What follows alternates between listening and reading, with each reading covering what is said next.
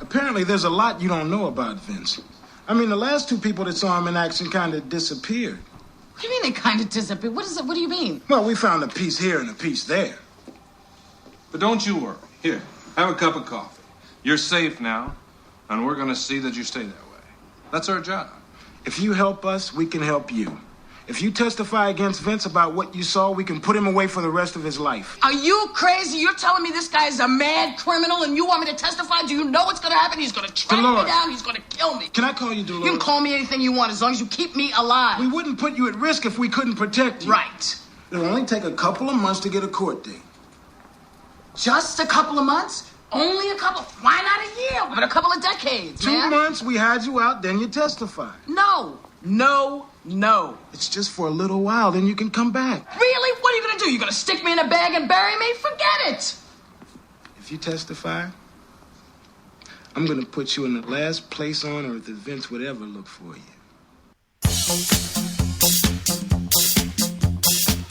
Welcome back to the show, everybody. Welcome back.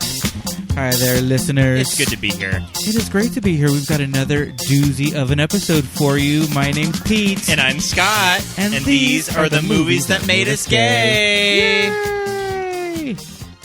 Got another good one. We got a great one today. Yes. A movie that... Super fun. I used to fucking love this movie as a kid. Yeah, totally. Loved it. I still love it. Yeah? Well, at first, I'd like to introduce our very special guest, a very good friend of mine. Welcome to the podcast, Joshua Clement. Hello. Yay. Hello, everyone. Welcome to the show, man. How's it going? It's great. I am so happy to be here for a movie that so very made me gay. We've been talking about your episode for a while, and it's almost happened. Yeah. In the bubble.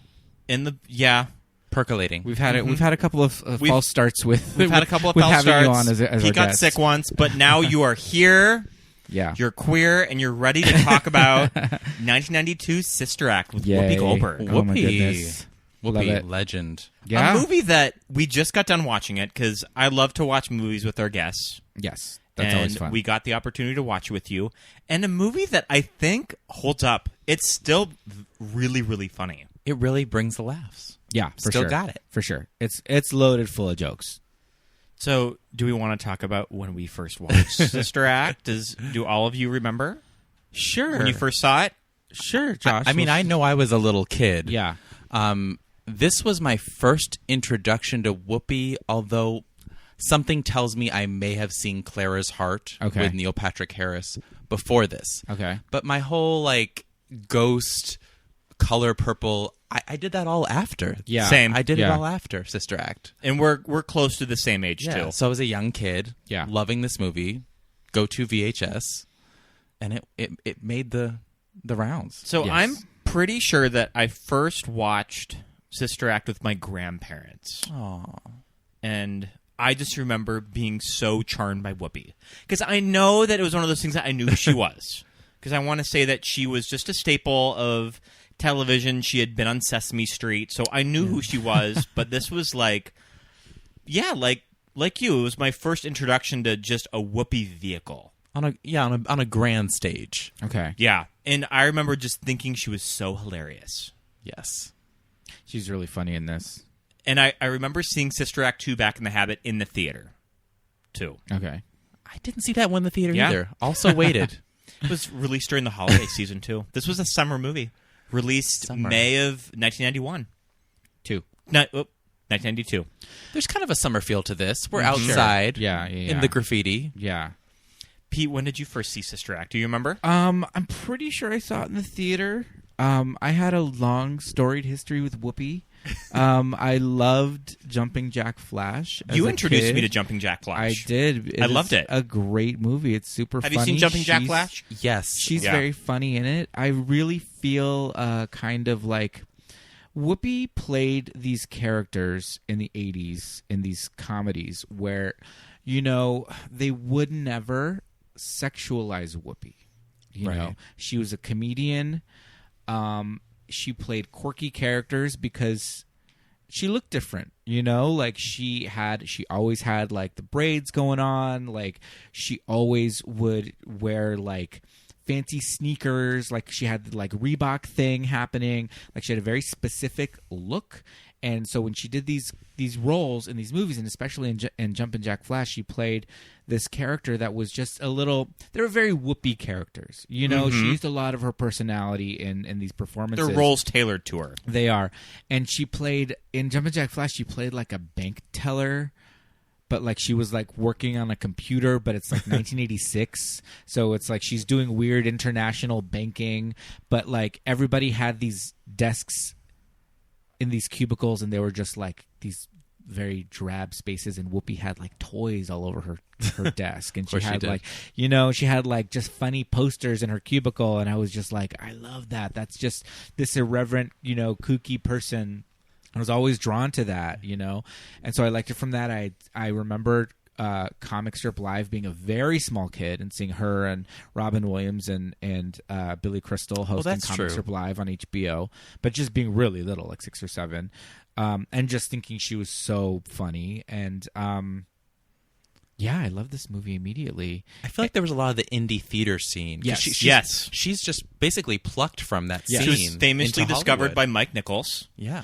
Well, a lot of the thing is people kind of have this idea of Whoopi being a stand-up comic, and she actually wasn't a stand-up comic. It was a one-woman show. She just sort of fell into it with characters. Yeah. Right. But it was never stand-up comedy. She was never working at like Caroline's or like the Ha Ha Hut. It was she was working stages in New York City. It wasn't like a theaters. It wasn't like a brick backdrop. No, with the like bolo a coffee tie. house. No. She never did that. It was like solo shows. Yeah, it was a one-woman show, and it went to Broadway, and it was huge. And Mike Nichols saw it, and she was the toast of New York and the indie theater scene, and was kind of discovered that way. Yeah.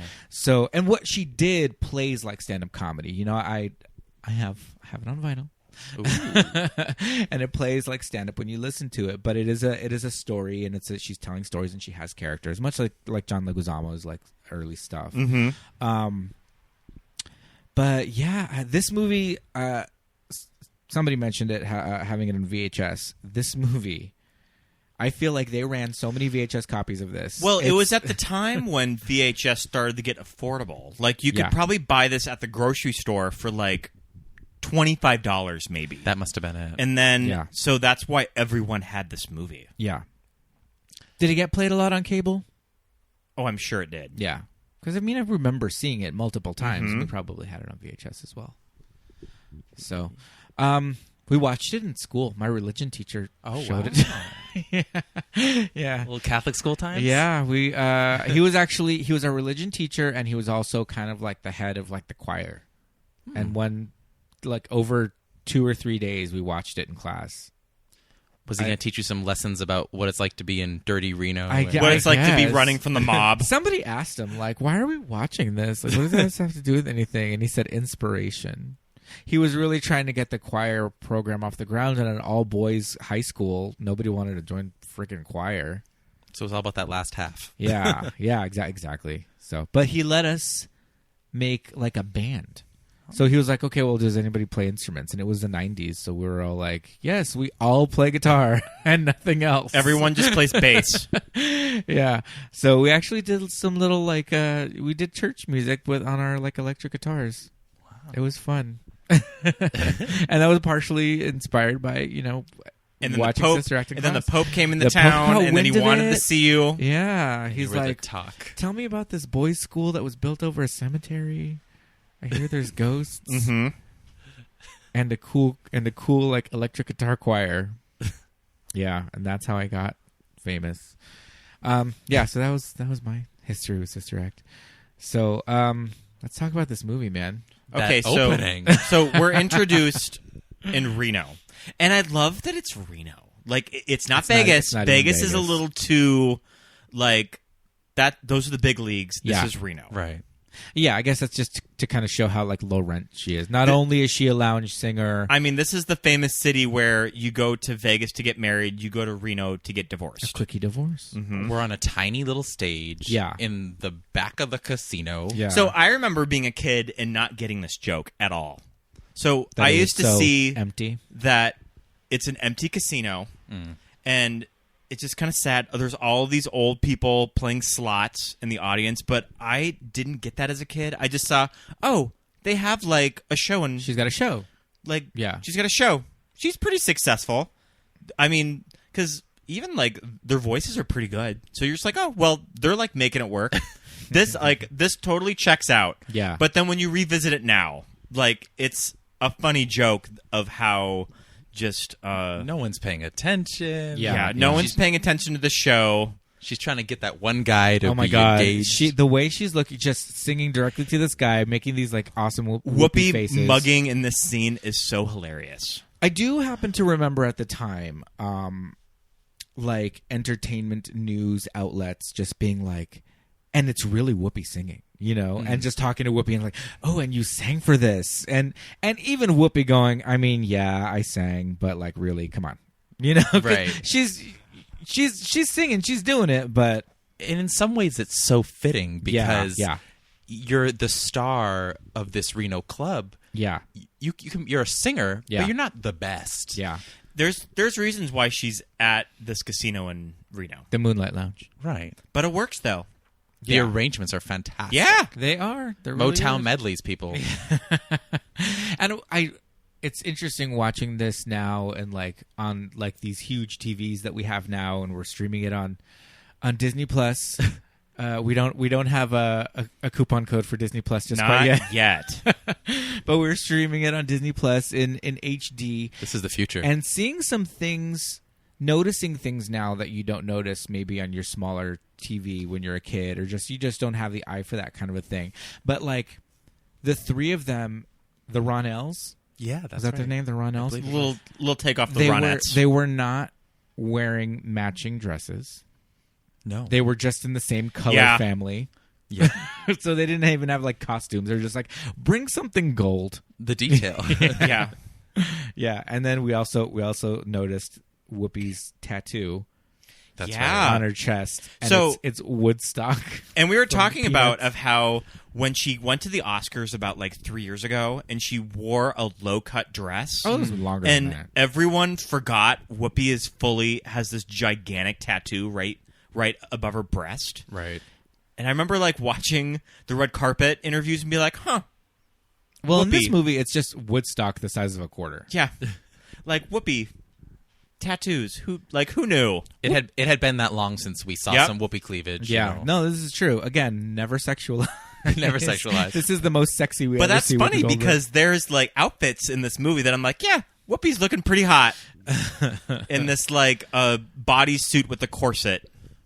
But we were talking earlier. Yeah. This is a young Jenifer Lewis. Yes. Mm-hmm. And Yes, indeed. Charlotte Crossley, who would later be used in Mark Shaman's Hairspray. But, you know, Whoopi basically said that Jenifer Lewis taught her how to sing. Right. Yeah. Because they had both come from Oh, yeah. the Harlettes. Yeah. Bette Midler. Yeah. Oh, we should talk about that. Yes. Okay. Oh yeah. The So origins. Jennifer Lewis was a harlot with Bette They Midler? both were. Oh wow. Yeah. Okay, I didn't Which even know makes that. sense of why she's in this movie, because this movie was conceived as a Touchstone vehicle, because Bette Midler had a contract with Touchstone at the time, and this was supposed to be a big Bette Midler movie, and she didn't end up being in it. Do you know what the circumstances were that Bette Midler didn't end up being in it? I mean, I read something that in the end, after the script was worked on many times by many people, eventually she kind of said, like, I don't think my fans want to see me as a nun or something like that in the end. And it's one of those things that I could see this working with Bette Midler, but I'm so happy that it's Whoopi's Oh movie yeah, now. of course. But yeah, I could see that alternate universe. She could have made it work if she went the route. If her character was along the lines of her character in Outrageous Fortune. Yes. Mm-hmm. The kind of like brassy, like Brooklyn, like woman. Loudmouth actress that Yeah. somehow found herself working at this shady nightclub in Reno. And like we were talking about, there's something to be said of the singing not being perfect. Right. Yes. Yeah. And in Bette is amazing. Yeah. Oh yeah. Yeah. That's the thing. Her singing would have been Flawless. next level. Yeah. Yeah. But the two backup. I mean, yeah, they're backup singers essentially, because Dolores is really like she's singing leads in this Yeah. cabaret or whatever it is. Yeah. And I love that she's just kind of kind of towards the end of the song, she's phoning it in, and she's just like, "You guys don't give a shit." Yeah, let's get out of here. Struggles to get the mic off of the mic stand. Well, okay, so there's a lot of really funny stuff in that scene. There's like the mic stuff. There's like Jenifer Lewis is like hitting her with her like hand choreography. She gives her a look. She's annoyed. Whoopi gives her a look. Dolores is annoyed this entire like number, and so I think it's like kind of a lot of things leading up to her kind of saying, "I'm done." Yes, yeah. I mean, off the bat. And you must think that in this situation, they must be doing this show multiple times. Oh yeah, a night, multiple times a or night. Day, yeah, a night for sure. They have the 5 o'clock show. They have the 7 show, and then they have the midnight. Get the hell out of here. The 11 p.m. show. Yeah, for sure. It's Reno. There's no windows or clocks. They're over it. Yeah. So we see them backstage, and this is where we find out that Dolores is seeing a married man. She's the mistress of the owner of the casino. Is that the truth? I think that he owns the casino. Oh, I don't know. He's got a nice office. He does. And also, it's kind of a Vegas thing that mobsters back in the day used to own casinos. Sure. So I think that's kind of what's happening. Sure. All right. Yeah. Is this that whole Frank Sinatra thing? Yeah. They have their big office right above that looks out onto the strip. So there's just this scene where they're backstage, and Dolores is dressed. I mean, it's so hard to describe, but it's wonderful. It's pretty out of control. I mean, super drag. She's wearing.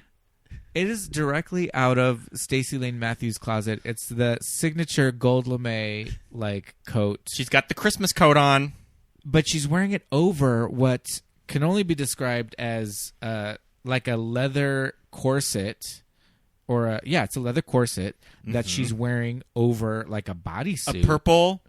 Like a metallic purple bodysuit. And then what's that beaded mesh? Yeah, because her bra is showing underneath. It's a purple bra, but then over top of that's part of the bodysuit is like beaded and like see-through. It's almost like not quite a nude illusion.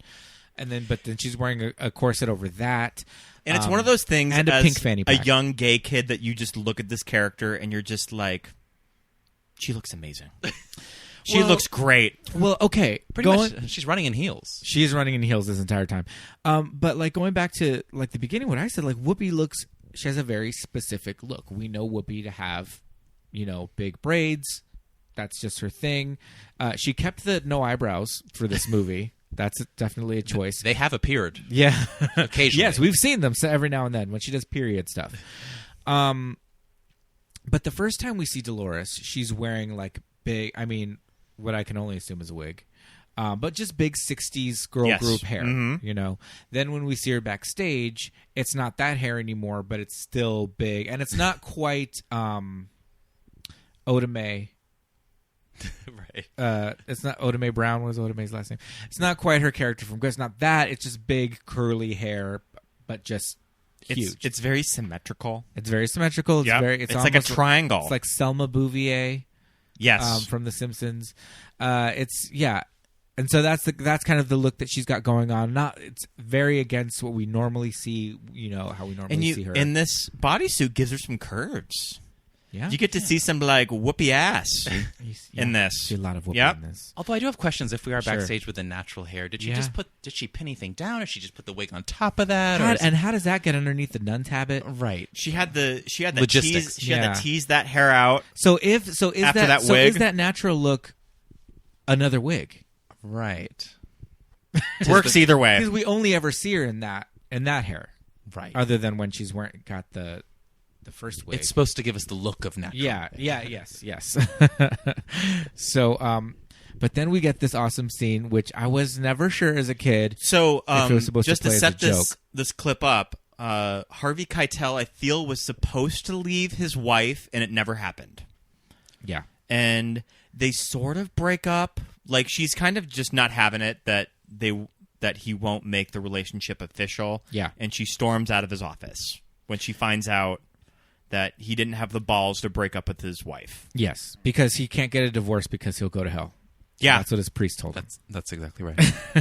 So then we're backstage with the Ronells. Well, at least you got something out of all of this. Come on, Dolores, open this up. Why should I open this? I don't give a damn what's in that box. I don't care. Oh, see what the man bought you. Why? Come on. Why? I want to see it. Fine, okay? Let's look and see what it is now. Oh, look at this. Look at this. It's mink. Yeah. It's purple mink, Dolores. Oh, that's beautiful. Look. Oh. Feel.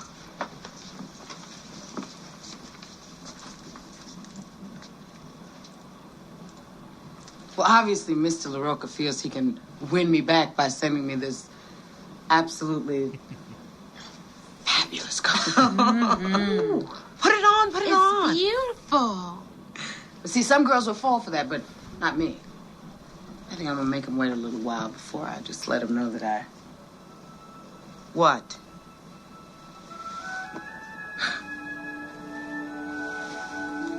Connie LaRocca. It's his wife's coat. The man gave me his wife's coat. Oh, I don't believe it. Put it back on. It's yours now. You deserve it. No, I don't deserve it. I haven't earned it. You don't earn other people's wives' fur coats, okay? Yeah, the way they react to the purple mink. I mean, we as the audience are supposed to understand that this is a tacky ass coat, right? I think so. I don't know. They love it. I remember thinking as a kid, that's a really beautiful coat. It's different. I don't think I've ever just seen a woman in a pink or in a purple mink coat. No one has. And this was like at the un-PC time. That's a pimp jacket. This was like at the un-PC time where just people could just wear fur and just not get like flour thrown on them. I don't know. I think even in the early 90s, people were getting red paint thrown on them for wearing fur. It's just not as like taboo as it is now. I just love that her name was Connie LaRocca, and then the music cue hits. Yes. The sad saxophone music of Dolores. Yeah. So, I mean, eventually Dolores goes up to... I love that, but I love the fur that she puts on when she's going to go talk to Harvey Keitel. Yeah. This, like... It's 2 times the size. Yeah, this, it's like, huge. Laquifa Watley it's fur coat that she leaves in. And I love how one of the backup girls is just conveniently putting all her makeup in her bag. She's like, you better stop. It's like she was clearly ready for Whoopi to leave the club. Oh, like, yeah. That's a good little bit of business. Good business. Yeah. And Whoopi plays it really well also. So, I mean, ultimately, there's just this background story with the mob boyfriend. And I want to mention that Harvey Keitel and Whoopi, you would think that's a mishmash couple, but then when you see them together, you're just kind of like, yeah, it works. It works. I buy this couple.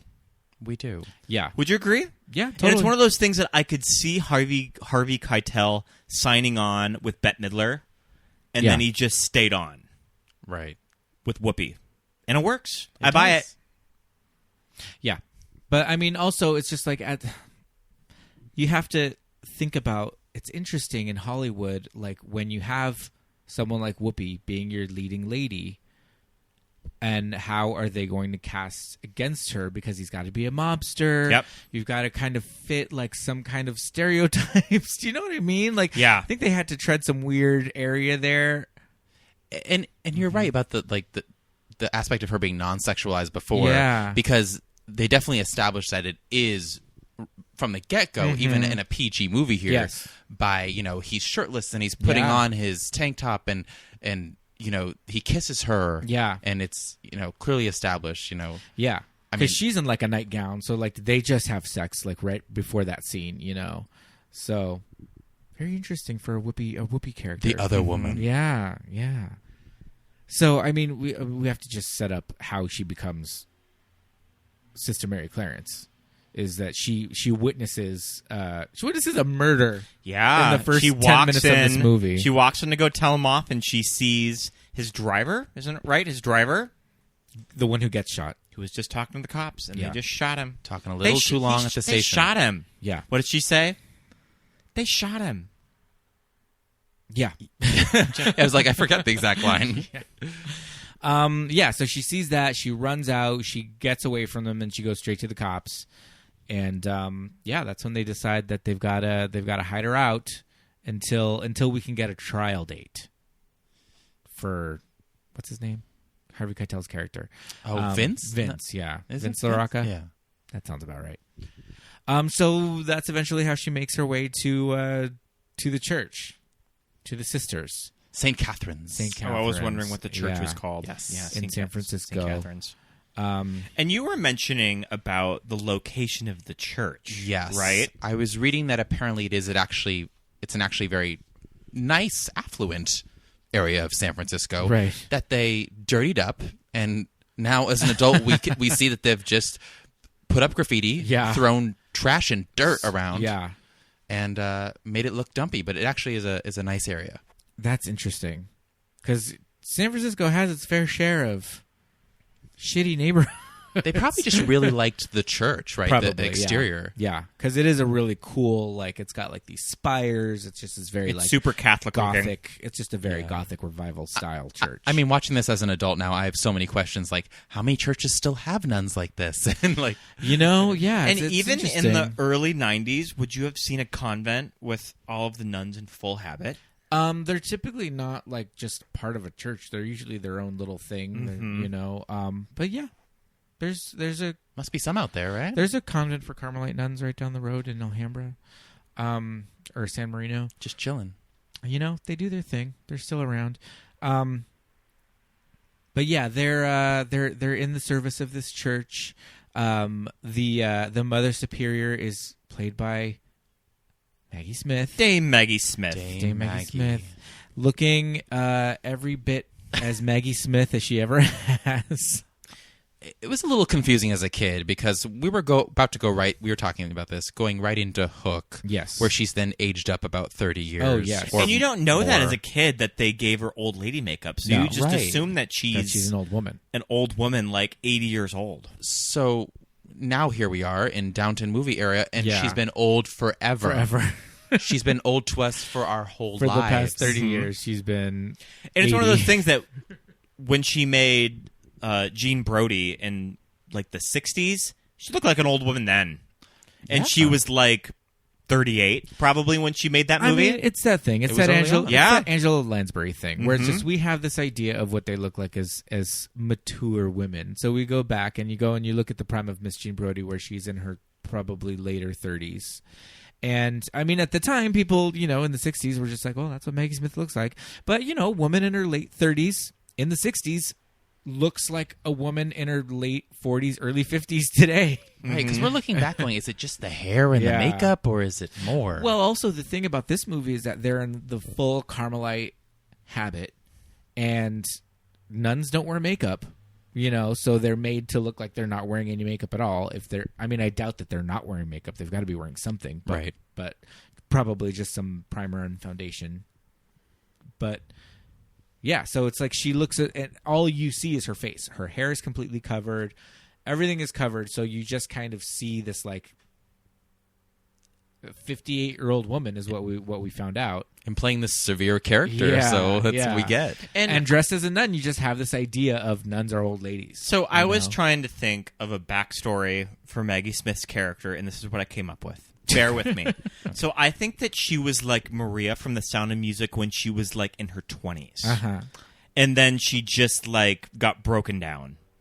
And she just sort of like... she lost the music. She just lost the music and she just like had to go with being an uptight Catholic nun. So I feel like at one time she was fun. She like would jam out with the choir with her tambourine. And then she just lost all the joy. And Sister Mary Clarence kind of reminds her of the passion that she used to have. Right. That's what I got. I'll go with from it. And this church, it's in a rundown neighborhood. Their congregation's really small. There's a bunch of like, the winos, as Sister Mary Roberts. I mean, there's a bar right across the street. So I guess it would be easy to just fall back on like, that would make anybody sad. The scaffolding tells us it's in disrepair. Yes. And they probably run out of money all the time, so they can't, finish. It's probably been like the scaffolding's been in the middle of this church for years now. And You know what they need, Pete? A hit choir to bring. I mean, in the donations. If there's anything that's going to get those asses in the seats, it's some 60s girl group music.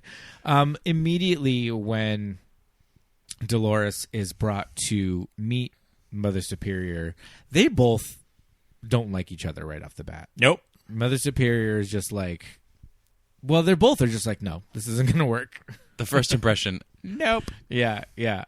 And it's kind of, I mean, it's interesting because it's just appearances, really. They don't even talk to each other before they've already made up their minds that this isn't going to work for them. I could see where Dolores is coming from. How am I going to be a nun? Because it does suck. Her room sucks. They have to they have to be ready at 5 o'clock in the morning.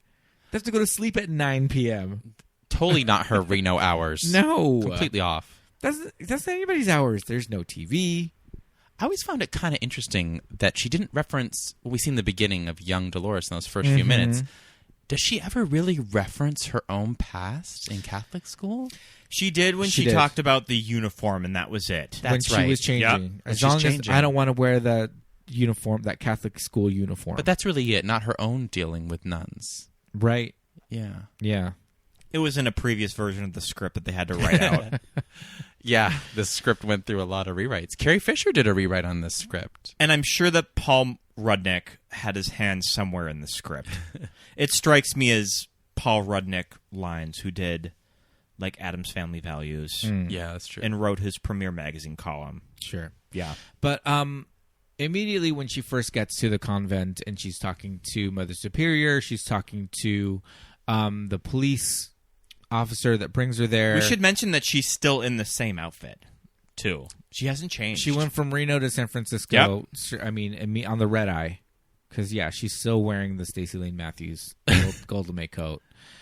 But there's so much great line delivery from Whoopi. There's so many little things that she's throwing out there. So hilarious. It's all just really funny. And when I was trying to pull clips, I was just like, there's so much to get, and it would just almost be like a best of, and then she said this, and then she said this, and then she talked about Clarence Williams III from the Mod Squad.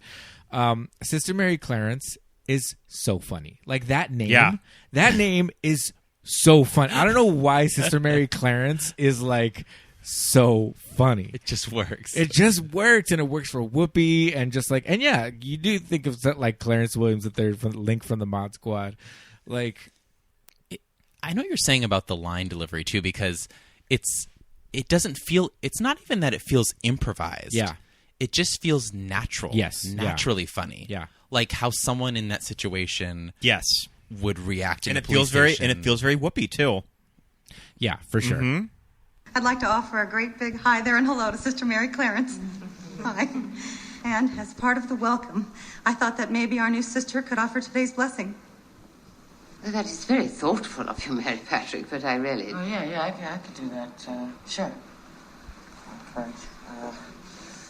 Bless us, O Lord, for these thy gifts which we're about to receive. And yea, though I walk through the valley of the shadow of no food, I will fear no hunger. We want you to give us this day our daily bread, and to the republic for which it stands. And by the power invested in me, I pronounce us ready to eat. Amen.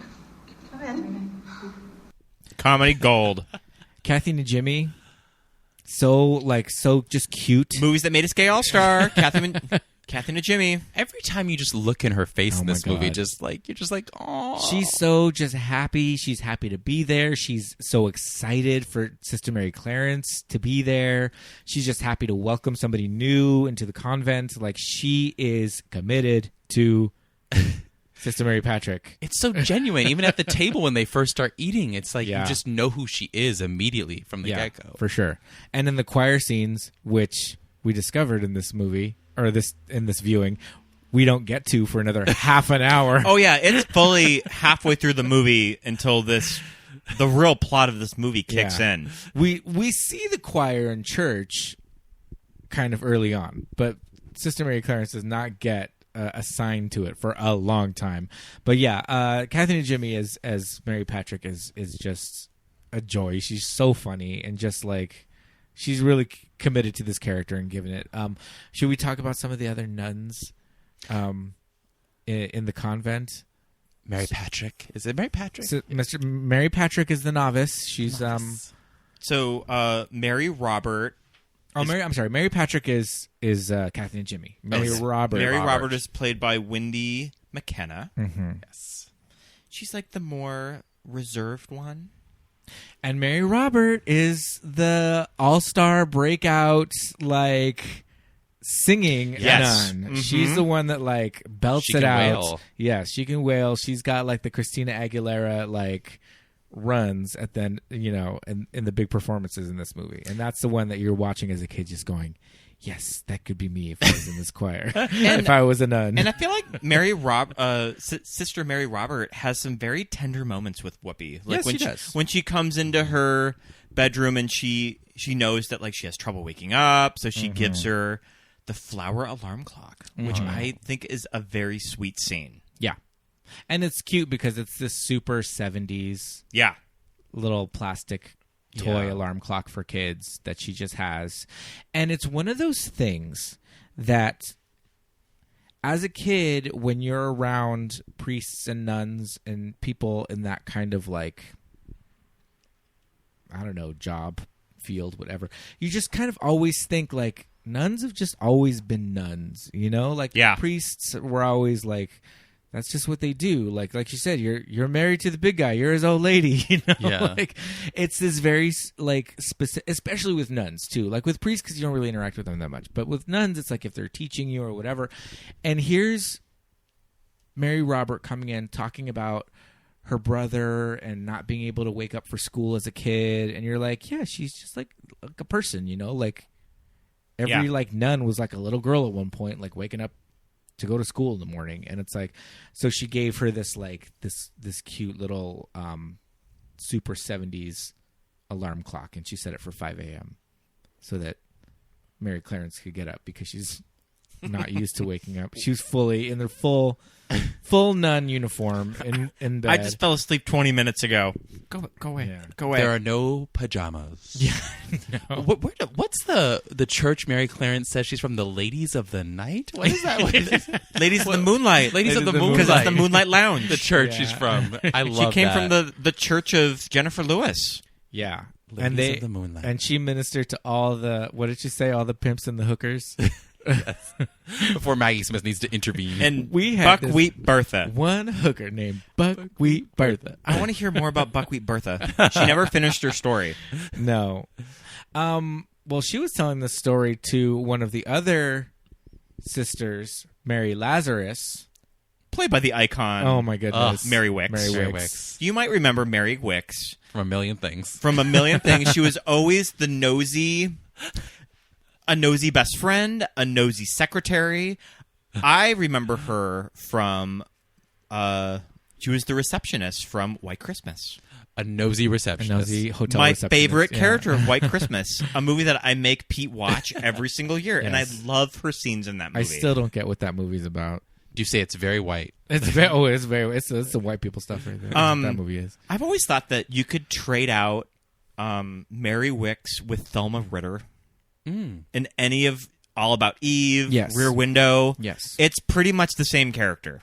Yes. Yeah. She was Aunt March in Little Women. She got to be always a little Yeah. If she wasn't nosy, she was snooty. Yes. And for those of some of our viewers, if you're not familiar with any of those roles, you will remember Mary Wickes as one of the gargoyles in The Hunchback. It was her last role. Notre Dame. Yes. She was neither Victor nor Hugo.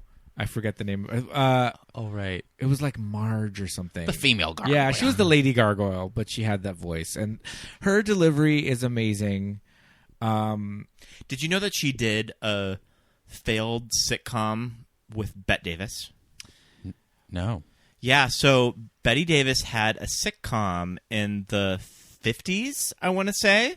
Or maybe the 60s. I think it was the 60s. The 60s. Paul Lynde was... But Paul Lynde was supposed to be the gay best friend of Bette Davis. my. And he was written out because it was just a little too much, and they wrote in Mary Wickes. It was just a little too much camp. Yeah. Yeah, so they gave all of his lines to Mary Wickes. Interesting. Yeah, and it didn't get past like 4 episodes or something. She's iconic. Yeah. Is she a lesbian icon? But her delivery is really amazing. She's really cute as Mary Lazarus in this movie, especially because she is the original choir director.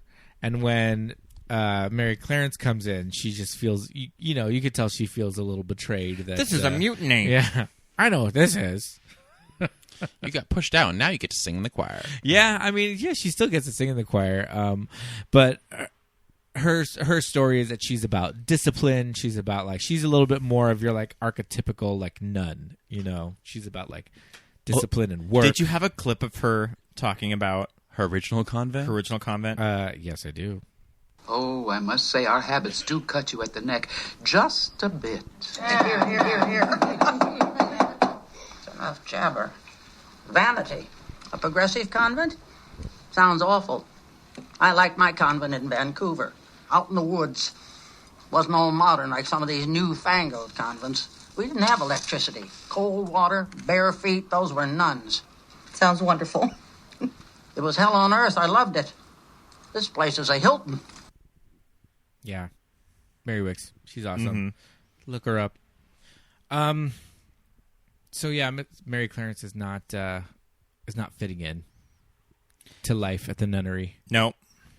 What? So there was the scene when after she says grace, and it's her first day. It's like her first moments at the convent, and they sit down, and they get served their plate of, what did we just, lentils? I think you went with lentils. Yeah, it looks I think it's like a vegetarian chili. Well, which is usually made with lentils. Yeah. We see beans. Yes, there's many a bean in this. A 3-bean soup. I don't know. And prayer. Yeah. We loved that. And so she eats it and kind of spits it out, and she said this joke that none of us knew what this joke meant. And as a kid, I was just like, I have no idea what this is, but Whoopi's delivery sells it, so I laugh. But she says, "What are you people, a Pritikin order?" And I was like, what the hell does that mean?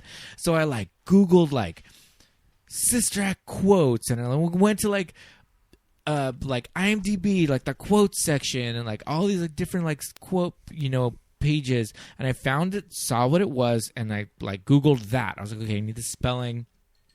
Googled that, and what I found out was that it was a fad diet in the mid 80s, and it was called the Pritikin diet, and it was the precursor to Atkins and keto.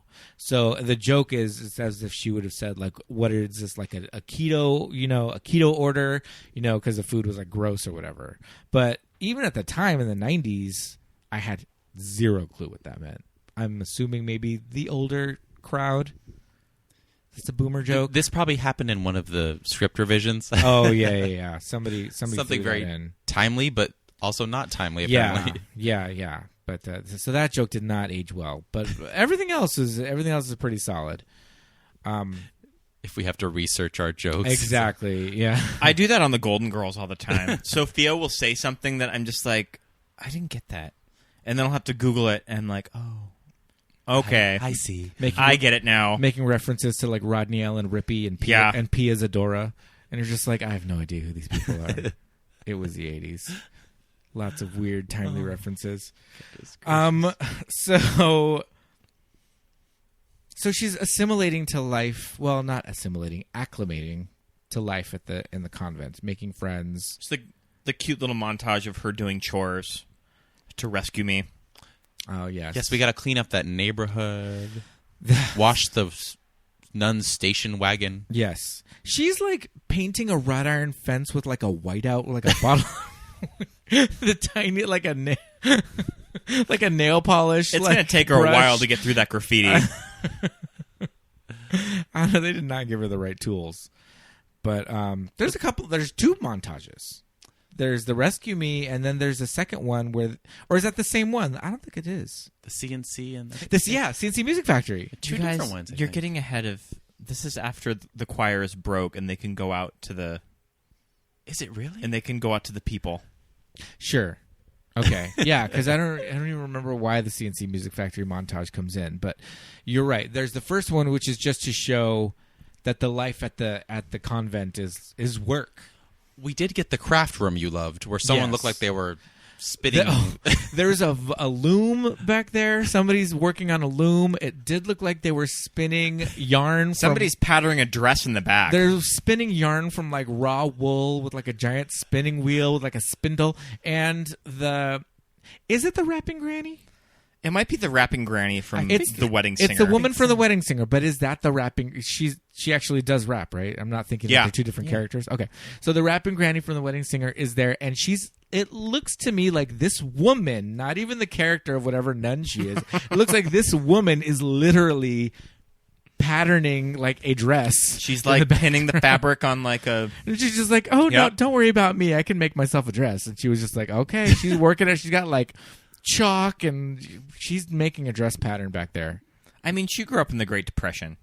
Those people knew how to do things. Yep.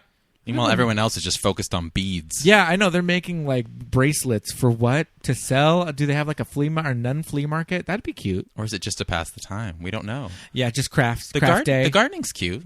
Some good tomatoes. Yeah, it looks like they've got a community garden. If that church had a flea market where it was like wares that were like made by the nuns, I'd go and I'd buy a little bracelet if it was made by the nuns. That strikes me as cute. Like a unmined hipster thing to do in Los Angeles. Candles made by nuns? Mm-hmm. Get out of here. You go to the flea market on like a Sunday afternoon after church. And some beaded jewelry.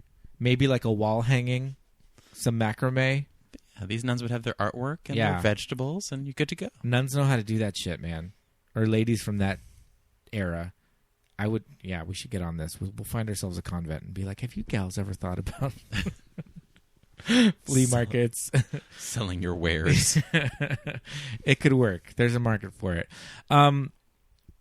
So there's the montage of them working. We have to talk about the bar. I was going to say, we don't really get a lot of inner nunnery life. Yeah. So Whoopi's it's all I montages. have to break out of this place at least for a night. I'm going to go to a biker bar across the street. What was the name of it? It's something disco. Someone's disco. Someone's disco. Yeah. Maybe it was like an old disco bar from like the late 70s that just... But then they bought it and turned it into like a nautical theme pirate turned bar. into a bar. Yeah, there was all sorts of nautical shit on the wall. I loved it. Yeah. Bikers, but nautical, yeah. Yeah. There was a big, cool old jukebox. There were also the like local like... The like tough girls. Yeah. They're not quite teens. They can't be because they're in the bar. Unless this bar is just letting in whoever. They're just like the 23-year-old townies. They're like girls from around the way. They have the token white girl that follows them everywhere. I mean, round the way girls, there's just whoever's in the neighborhood. And sometimes there's a white kid that lives in the neighborhood. The leather jackets, the shirt tied around your waist. Yeah. We're going to dance. Yeah. And, okay, so... But not dance until we are instructed to do so by the nuns. Exactly. Well, Mary Robert and Mary Patrick follow Mary Clarence, or Dolores. Because Mary Robert thinks that she's going to be... ministering to the winos. Ministering to the winos. I'd love that. I love calling drunks wine. It's such an old...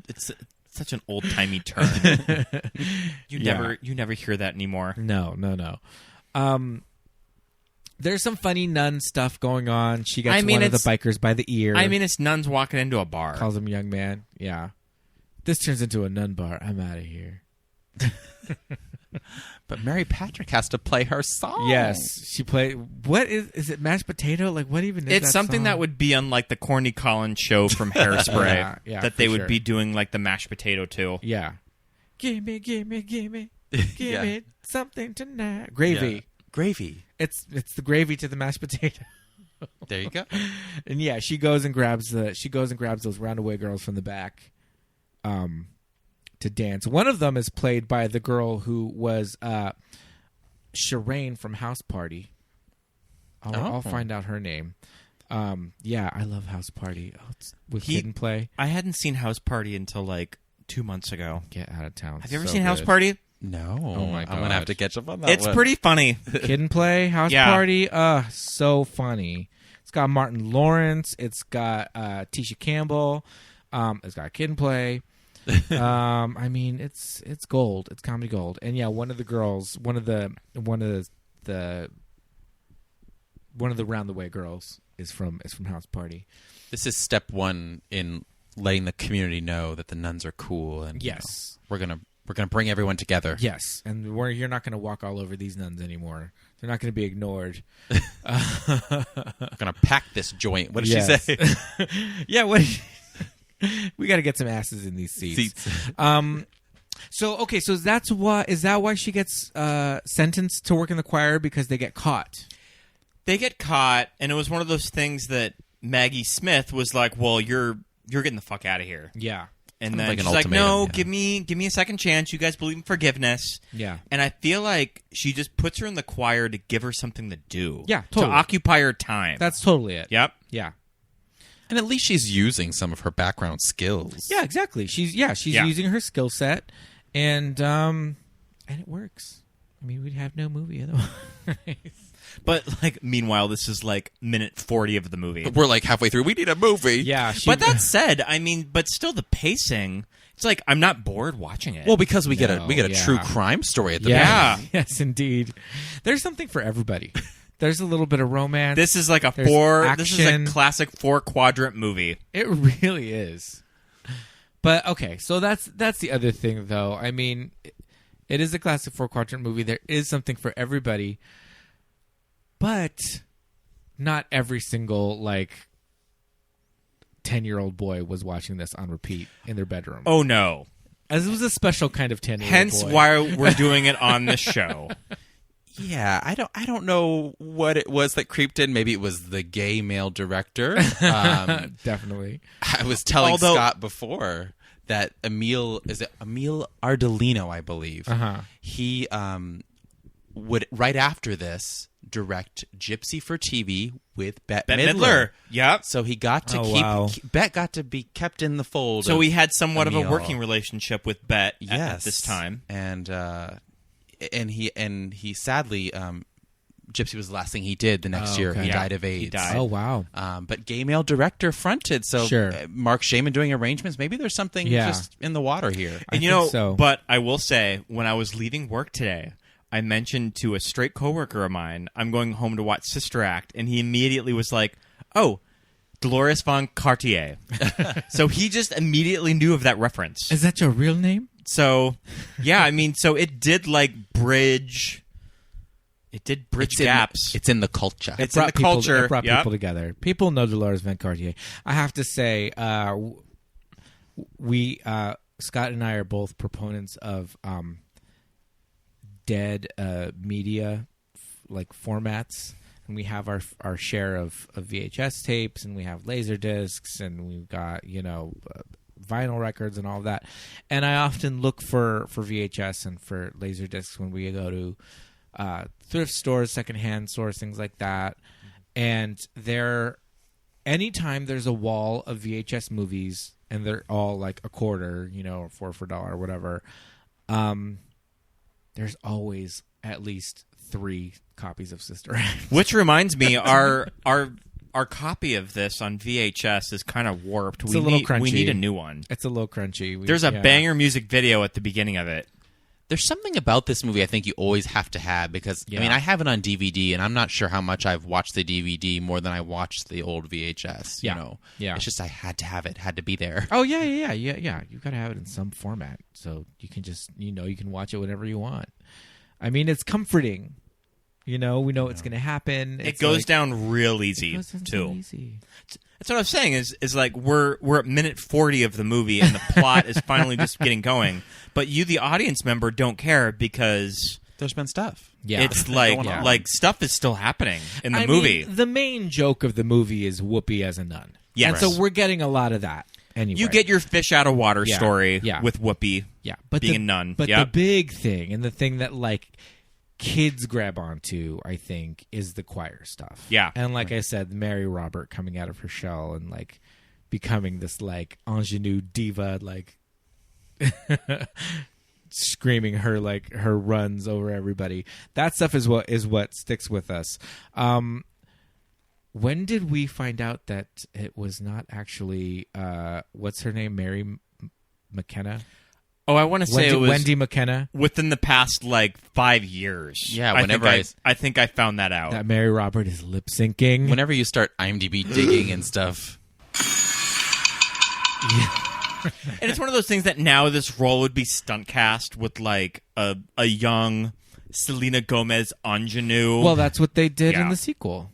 Yeah, they got all ringers. Yep, and Lauryn Hill. They got Jennifer Love Hewitt, who could all carry a tune. Yeah. That's really true. Yeah. And they cranked it out the next year. Yeah. That's crazy. I think didn't that realize probably it was that quick. Sister Act 2 Back in the Habit came out November of 93. Yeah. They were like, we're on to something. So that shit was shot in the can by late summer. It was finished. Done. That's crazy. Yeah, and that's interesting because they got all the high school students that they got for Sister Act 2 are all pretty much my age, and I was in high school I was in junior high when the first one came out, 92. Yeah, I was in junior high still when that came out. So if the second one came out in 93 and everybody was they were playing a little younger than they were. Yeah, that's crazy. Whoopi was she was in so much at this time, and it was just the 90s were. That was her decade. It's still her decade. I mean, it's just we're slowly listening to The Women Who Punch, the explosive story of The View, and the Whoopi stuff is really good too. Did she choose to be a part of the book? No. I think they got one interview with her. And I know that she's spoken recently that she's not appreciated at all. Too. What's interesting too about Whoopi's connection to Sister Act is it's never really died. Because once the musical was made a few years back, she did the Mother Superior role in London. Oh wow! And now they are reshaping. She did the Maggie Smith role. That's for the musical. Okay. And now they're reshaping the musical for her to be Dolores in 2020 in London. That's great. As well. I love that. Oh, that's cool. So obviously, this movie, of all her filmography, has had this great impact and on it's her. a story that still works. You could easily do it on stage in 2020 and it would still be relevant. Yeah. I love and you that. can update it. Mm-hmm. And, yeah. People love some catchy tunes. I mean, yeah. Or that kind of the spin on, taking Motown and you know replacing it, with the church terms. Church music. Yeah, My God and I Will Follow Him and all these songs. These are girl group songs, but they work as church music. It's funny going to anything church with Pete because he grew up Catholic. You just immediately know every single all the songs, all Catholic the hymn. Yeah, I don't need that. I don't need that hymnal. You don't need the. You don't need the book in here. We went to mass every week for 12 years. So was it just once a week during the school year? During a school week? We went in school. We went on in elementary school it was Wednesdays, and in high school it might have been Monday or Tuesday. Okay, so but once a week. Yeah, but then also Sunday mass. Yeah. So twice a week. Twice a week. So, yeah. And then we had a religion class every day. But, wait a minute. Question. Did you have to go back to school on Sundays for it? That was the church that we went to, yeah. Wow. It wasn't school. It was church. But we had to go to church. And going to mass with school on Wednesday doesn't count as going to Sunday And it was mass. one of those things that it was expected. It was expected when you went to Catholic school that you had to go back on Sunday. Yeah. Wow. Doesn't count. And if you weren't there, you better had a good excuse. You better had a good excuse. It's not like our teachers were there. They didn't. Our teachers didn't live in the area, so they didn't go to that parish. So it's not like your teacher from that year did see you, or they didn't take roll or anything. But it was the same priest. So, and being that it was private school, you didn't exactly have to live in the area either. So some kids didn't live in the area and wouldn't go on Sunday because they lived wherever. It may have been further away and they may have had a church closer to them. And some kids just didn't go to church, but I mean, we did. We went to church, and we went to St. Stephen's. So we, because it was nicer than that church. Their church is way closer to us, but gotta go where it's nice. St. Stephen's was nicer. Scott, but we haven't gotten to your favorite sweater shirt, Connie LaRocca. Connie LaRocca. Oh yeah, Connie LaRocca's sweater has got like jewels on it. So as they're going out to meet the people because the choir is broke, the parish loves it. People are just like saying, like people are just like breaking down the door to get in this church, and they go to be with the people as this banger CC Music Factory. We like that song. CNC Music Factory, Just a Touch of Love. Music Factory song is playing. And she ends up on like the 5 o'clock news, and Harvey Keitel's wife, who's like an extra in a Scorsese movie. She's like an extra. She's like one of the wives in Goodfellas. Well, this is her purple mink coat from the beginning of the movie. So this is the woman that the purple mink coat that is monogrammed was originally for. It's a little older Michelle Pfeiffer Scarface. Yeah, went and like. Well, chilled. Her sweater is very, like I was saying, it's very Beverly Goldberg. It's just like... And she sees Whoopi on TV. Yes. She sees all these nuns doing cute. work for charity. Yeah. We have to send money to them. There's just way too much stuff on that sweater. There's a lot on this. There's a lot going on. It seems like there's things pinned to it, hot glued onto it. Who knows? We'll get a picture for the Instagram. The sweater's amazing. Yeah. We're going to get a picture of a lot of the wardrobe for the Instagram from this movie. Cause we haven't mentioned it, but the cops find at a pawn shop a wanted poster for Whoopi. Oh, yeah. What does this wanted poster say? It says, like, our beloved daughter is lost. Help us bring our sweet angel home, dead or alive. And it's a headshot of Whoopi. Where it's, like, mostly hair. Yeah. It's like a Simpsons joke. Our sweet daughter, dead or alive. I love how we always keep that true crime detective thing going on in the background. Yeah, the mob. mean, it's moving the story forward. And we were talking earlier of how younger millennials tend to gravitate towards Back in the Habit. But, yeah, I mean, we have to go for this movie because I think there's just more urgency for the plot and the story when there's like a price on her head. Yeah. That it also makes more sense for her to be dressed as a nun. Yeah. Right. There's a reason for it. We got big stakes here. Yeah, she's in like witness protection. It's just not like the after school special of teaching kids to love music. It's trying to keep her quite literally alive. And then anytime there's like tough kids in movies, I'm always like, all right, these kids, these actor kids that are like, I'm tough. And then just Back in the Habit just turns into Glee towards the end. Exactly. It's like, I'm good. The Lauryn Hill showcase. Yeah, for sure. I could see Lauryn Hill not having, if you went up to her saying how much you love Sister Act 2 Back in the Habit. We don't speak of those times. I could see it just. I could see her just like rolling her eyes. I could see her being like, "Oh yeah, I love that. I really loved working with Whoopi." And then if you said, "Well, what about Jenifer Love Hewitt?" Right? She'll say, "Who?" it must have been like right before Fuji's too. Like, oh yeah, right before. Yeah, which is craziness. Yeah. There's a lot. There's a lot going on towards the end of this movie. Okay, so now that she's been on TV, her cover's blown. We get a leaker. I always forget about the like crooked cop. I mean, it moves the story forward. Yeah. I mean, his thing's taken care of in about 5 seconds. Oh yes. We find out there's a crooked cop, and he gets found out. He gets got. Within a minute of him even being on screen. Yeah. Punches him in the face, lock him up, everybody grabs him, handcuffs him. No questions asked. All right. We get it. Okay, so now our cover's blown, and the main cop guy, I don't remember his name. The character. Oh, the lead investigator? Yeah. He makes his way to he even sees her on TV too at the same time. He's like making his weird like breakfast with the glass of wine?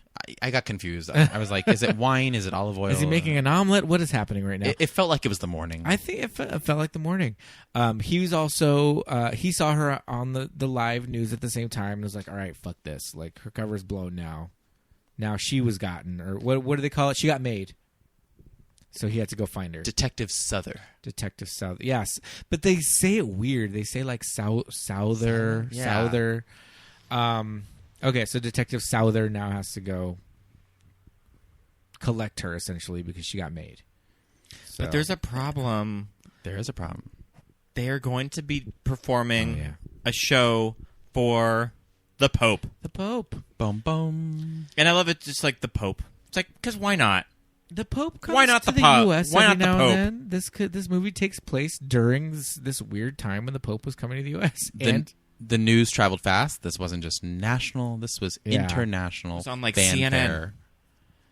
CNN. Yeah. I want to know like the conversation John Paul II had with like Pope advisors. I don't know who surrounds his the Pope. cabinet. Yeah. Just watching the news that he has to go find this church when he's in San Francisco. They're like, hey, you're going to be on the West Coast.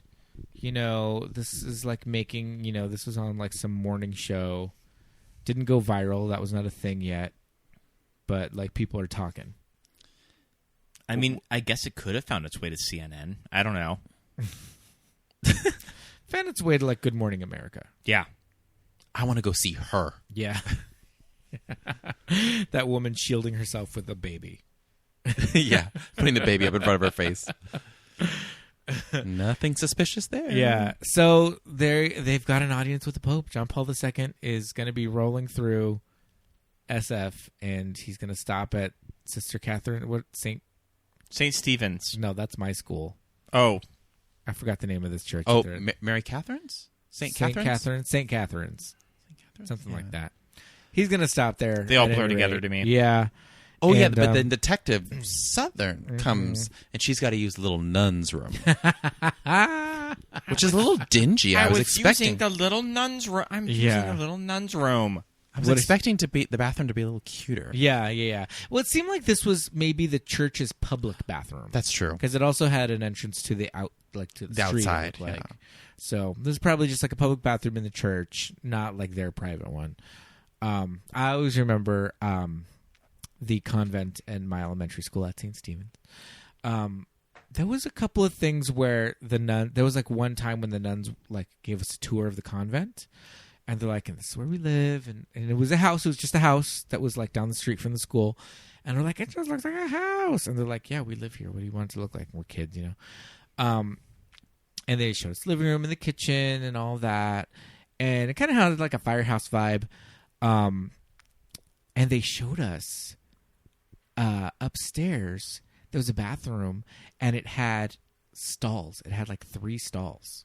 Oh, yeah, interesting. Yeah, and we were like, "What?" Like it blew our little like 4th grade minds. We were just like, "What? This looks like the bathroom at school." And they're like, "There's 8 of us living here." This is true. Yeah, we need more than one at a time. Yeah. So we just saw stalls, and we were just like, "Oh my god!" Like we just thought that was the craziest thing, and we're just like, "You nuns, you wacko nuns, nun insanity." Yeah. So yeah, I'll always have that memory of the convent right outside St. Stephen's. At any rate, she gets whisked away. Right? She gets whisked away. Her and Mary Robert get whisked away by the 2 henchmen, and I mean, I don't know how long it takes to get to Reno from San Francisco. We're forgetting that she... Did they fly her there? That Mary Roberts jumps out of the car and tucks and rolls. Yeah, just flings out. Miraculously doesn't break any bones. They come to a stop sign, and there's the... it's not BART, but it's a light rail that goes through San Francisco, and it cuts in front of them, so they stop there. They have to stop, and she like gestures to Mary Robert to open the door, and Whoopi shoves her out of the car, and it looks like head first onto the street. Tuck and roll. Yeah, and she does a tuck and roll maneuver, and she gets away. But yeah, do they have like a private jet like to get her back to Reno? Because the other nuns have to take a helicopter, right? There's the whole negotiation. He owns a casino. He's got his jet. For the occasion, he got a jet. Sure. To go out. He chartered something. I mean, yeah, it is drivable, I think. Yeah. Because long drive. Because it's a ways. We'll Google it. We'll get our people on it. But at any rate, there's a kind of a cute scene. I like the scene with the helicopter pilot where they kind of have to negotiate with him. They like say a little prayer for his soul, so to guilt him into nothing like getting guilt tripped by a bunch of nuns.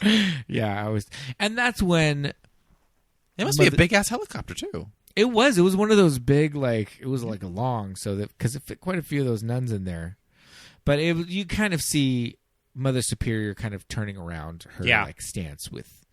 It's one of those things that she has quite the character arc. Yes, with Dolores. Yeah. Because there's some jealousy in there. Is it jealousy? Is it feelings of inadequacy? I think it's feelings of inadequacy. Yeah, why does she quit? Yeah, we're like, why did you put in your resignation? Yeah. Which I feel like if a nun were to want to leave a certain convent that they were assigned to, she doesn't have to go through the Monsignor. He doesn't really have anything to do with I don't know why she would feel inadequate because Yeah. the choir was someone else's responsibility that wasn't to begin hers. with. Yeah. I mean, Dolores did what she asked her to do. Yeah. Yeah, it's true. So that's what I'm saying. Is it a little selfish? Is it like pride? I don't know. Don't know. What her motivation is behind like wanting to leave. It's interesting. But I guess she just feels that the times are changing. The nuns want to be more progressive. She's getting pushed out. Yeah. But, I mean, ultimately that's not true. Yeah. They still love Mother Superior. Yeah. And ultimately she does a great job at protecting Dolores. Yes, she does. Because she's very active about going to save her. I forgot that she lies. Yeah. She fully lies to the mob. And says that she actually became a nun.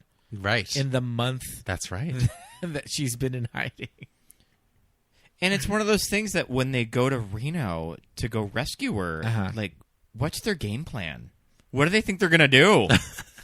Aside from running around the casino to distract. We all dress the same. Except that one's black. Right. Just always have your back to them. But you know, Pete, she's going to be forgiven because this is for the greater good. It's true. It's true. The lie she tells is to save a life. So you know, when Whoopi escapes and she goes up to the craps table, I forgot the punchline of that joke. Oh, that she was teaching them a lesson because she gives them the wrong. Oh, that's right. She just gives them something to bet on. Yeah, she says, I was teaching you a lesson. I forgot the punchline of that joke, and it was so funny. Yeah, it was funny when her delivery's good because they're just like they look at her like, "What the fuck, lady? You just told us that God told you that we were going to win." Yeah, that was another good like Whoopi line delivery. But yeah, I guess maybe just safety in numbers. We can protect her by there being more of us. We'll confuse them. They're not going to shoot a bunch of nuns. I mean, this isn't like Columbia. And the guy and like his two thugs like even don't want to shoot Whoopi dressed as a nun, right? Yes. Even to begin with.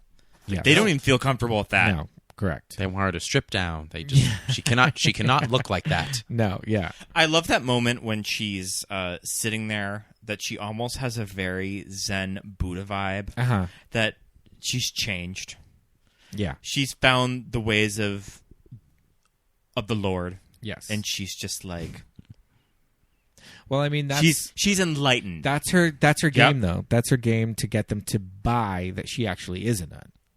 Because, like, religious people are just like, okay, whatever happens is going to happen. Mm-hmm. God's got his plan for me or whatever. So she's like, if they buy this, I know that these guys are hesitant to kill a nun. So I'm going to buy myself some time. It also just kind of works of Dolores and her journey that she's gone on, too. Mm-hmm. That something has changed with Dolores. That she's not the same person that she was when she was originally in Reno. Right. And interesting that she was going to leave from the beginning for different reasons, but that when Vince was still, not going to tell his wife about her, that she basically is like, bye girls, I'm out of here. Yeah. That she was gonna give it all up. Yeah. Even before the incident. Yeah. No, true. Yeah, she was ready to. And I don't think we get too much of where she says she's going to go. Does she say she's going to go to? Oh, I think she wants to go to Hollywood. And then mentions Miami. But she's talking to herself. But I like that she's talking to herself and she changes her plan 3 times. Yeah. As she's heading up to his office. Because originally it is it's Miami, Chicago, New York. Okay. As she's just walking up. Yeah. Okay. Because she said first she said she was going to go somewhere where she wouldn't need a fur coat, and that's where she says warm. Miami. I think. Yeah. Yeah. Well, Dolores has an arc. Yeah, but it's like Dolores grows as a person when she's found all of these nuns. Yes, for sure.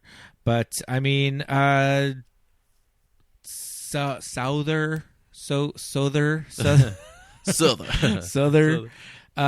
He saves the day at the last minute. He shoots Vince in the arm. That scene's kind of shocking. Through like a window. Yeah, like a badass just breaking through a glass. Yeah, that was a very 80s like actiony scene. Get a little slow mo. Yeah, slow mo. The glass shatters. Gets shot in the arm, and they jump in, save the day. I loved you. Yeah, because he's right about to like shoot Whoopi in the face at this point. Yeah. Didn't he call her a bad singer again or something? Yeah, he did. Mediocre or whatever. You don't give a fuck about all these nuns watching this. You could sing in my casino, and then he goes, badly. And you're like, oh, okay. You don't give a shit. Let's get out of here. You don't give a shit. As a kid, I always thought, you're watching this PG movie. Yeah. You don't give a shit. It was like, ooh, oh my God. Scandalous. Yes. But so funny. It. The way she says it is so good. Yeah. This movie, to me, it really brought me back to Jumpin' Jack Flash, and her performance in that role was very similar. Just like frustrated at people, and just the way she was able to like, just that Whoopi character. Like, I'm a little black woman in a big silver box. Well, you know what? When I was young, one of my favorite Whoopi movies was. He hasn't seen it. Have you ever seen Eddie? The basketball one, yeah. Where she's like a crazy New York Knicks fan. Yes. And she gets the choice. She wins to like be a guest coach for the Knicks, but she's just really good. Oh my God. So they keep her. I did. I think Whoopi is so funny in that movie. I was really into basketball as a young kid, so it was like it was this time when we were using the real basketball players in like Space Jam and Eddie and it's that wish fulfillment of a crazy fanatic basketball fan being the head coach. Yeah. I've not seen it. I'll catch it. We'll watch it. Yeah. It's good. It's not the one with the big dinosaur? Oh, no. What is that one? That's like a detective or something. Something Rex, right? Something Rex. Theodore Rex? Theodore Rex. Yes. So... I mean, I did have that basketball moment, but I was also busy still being gay, watching her in the Brandy Cinderella. Oh, yes. Yeah. That's very progressive. There's the mixed race. She is a black queen. There's a black Cinderella. Colorblind There's Cinderella. a Filipino prince. Yeah. Got a black stepsister, white stepsister. And then you just throw in Whitney as the fairy godmother. Yeah. Impossible. You know, when I was at work today, impossible. When I went to work today, they played impossible.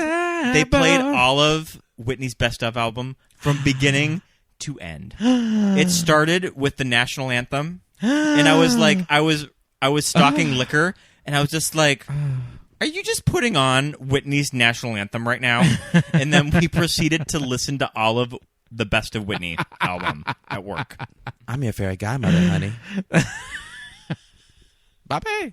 I loved her wig in as a fairy godmother. That like curly hair, it was good. Like, yeah, really good. I would like to do that. That'd be a good one. That version of Cinderella on this podcast. Yeah.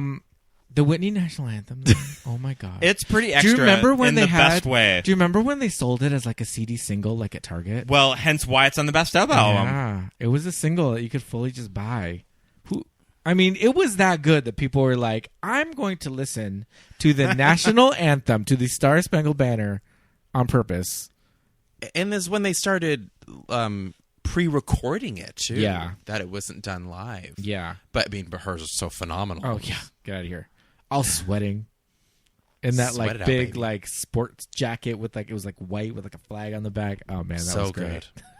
good. Do you have to? Can you play that in the car? You're sitting. Right.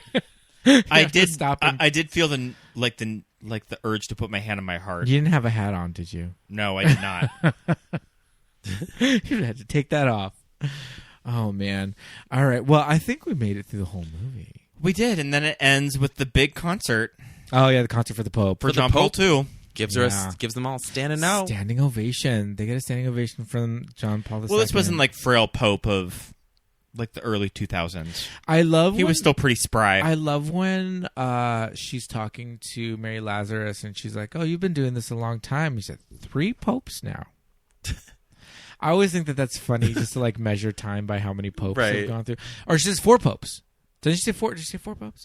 Because there was a period in I think it was like the late 60s or the early 70s that they went through like two or three popes in like 10 years. I'm trying to think of how many popes I've been through. There's John Paul II. Well, there's Benedict, been 2 since Benedict, John Paul II. and then what's his name? The third one. Yeah, the one that's there now. Francis. Francis. Yeah, so 3. Yeah. Actually, I've seen John Paul II in the Vatican when I was 16 years old. We get so many popes, we now get a movie called Two Popes. Oh yeah, coming to Netflix in December. We'll see if both of them end up with Oscar nominations. I think it could happen. Yeah, streaming kids, as we watch Sister Yep. Act on Disney Plus. Netflix is still a thing. I know. ScarJo will get nominated for Marriage Story. I keep forgetting that's a Netflix movie. Mm-hmm. That's crazy. Impossible. I need to get that like little audio clip for my soundboard. Oh yeah, you do. Yeah. I'll get that. And maybe some Jenifer Lewis. Pete's in his own little corner in his own little chair. You can be whatever you want to be. Just singing some Rodgers and Hammerstein. Do you remember what? It's purple do you remember mink. what a huge event that movie was when it came on Cinderella? It was ABC? It was a giant. Yeah. It was a giant movie at the time. It wasn't these live musicals no one cares about now. It was a giant. Yeah, it was a big deal. Those TV Wonderful World Disney. Speaking of these live musicals no one cares about anymore, did you see Little Mermaid live? I did because it wasn't really Little Mermaid girl, live. It was not the live. movie. It was the damn movie. I wasn't into it. It was the movie with some song breaks. With some song breaks, and Yeah. I'm sorry, it looked like when you're at Disneyland and they're like, "Oh, the Little Mermaid stage show is going to be on at 2. It starts at 4, 20 minutes. Go sit down. Give me the Rob Marshall in a couple years. I'm there. Yeah, But, that'll be good. This looked like they went to like the Spirit of Halloween and they were like deluxe Prince Eric adult costume. That's what that hoe was wearing. It was not. I'm sorry. And I'm not. It was not the business. And even like Queen Latifah, I love Queen Latifah. I do not think that she was a good fit.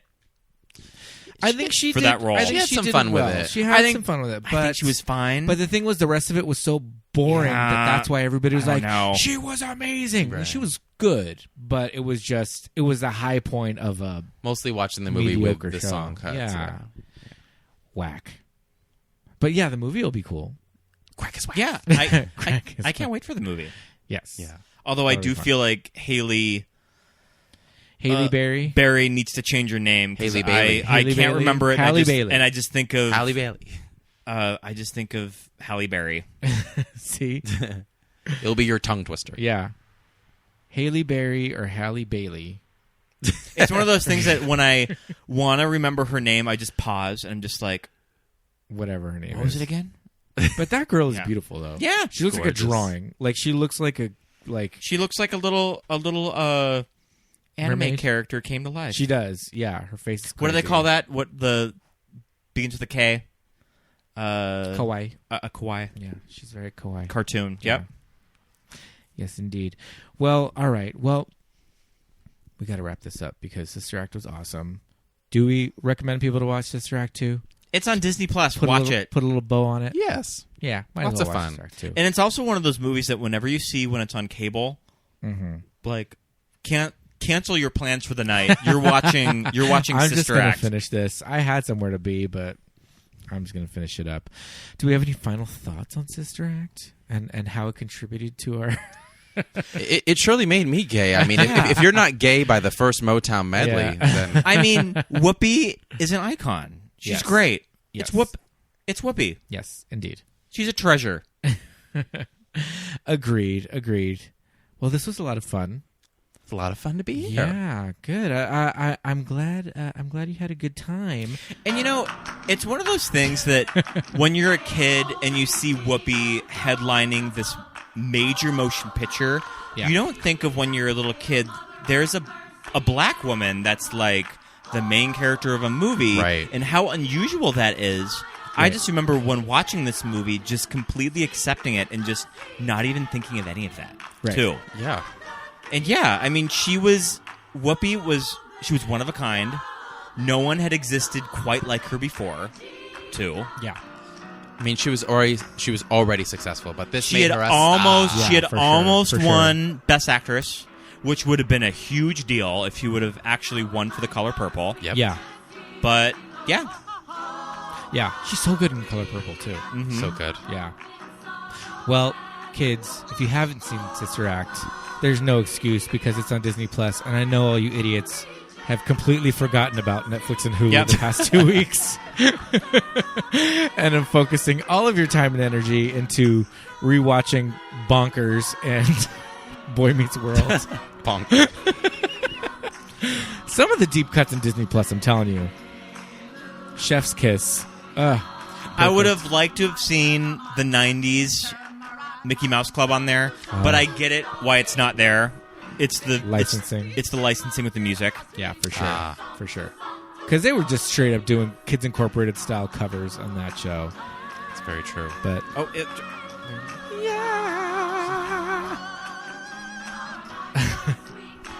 do we feel betrayed that it's not actually Mary the actress that's Mary Roberts singing? Whatever. We're okay with it. At least we got the performance. It made us feel something when we were watching it. Oh, goodness.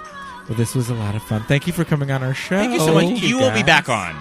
Yeah, soon. For sure. So fun. Think of more movies that turned you into a homosexual. And we'll watch those. And what I love about you is that we can just both geek out about the Academy Awards and just way overthink Oscar predicting to the extent of just like minutia. That's us. That like we're just way overthinking all of this. Overthinking. Who doesn't love overthinking the Oscar race? Well, thanks for listening, everybody. We would love if you would rate and review us on iTunes. Oh, I love that this is what we're getting played out with. You can, like I said, rate and review us on iTunes. You can leave us 5 stars. You can leave us a good review if you like us. You can follow us on Instagram and Facebook at Movies That Made Us Gay. We're also on Twitter at MTMUGPod. That's at Movies That Made Us Gay Pod. And drop us a line. We are very active on Instagram. If you have any questions, comments, any movies you'd like for us to review in the future, go ahead and do that there. We're coming up on the holidays soon. We are coming up on the holidays soon. We've got some good holiday movies coming. And, keep listening, everybody. Thank you so much. Thank you one more time, Josh Clement. That was amazing. Thank you, guys. Bye. Bye, everybody. Bye.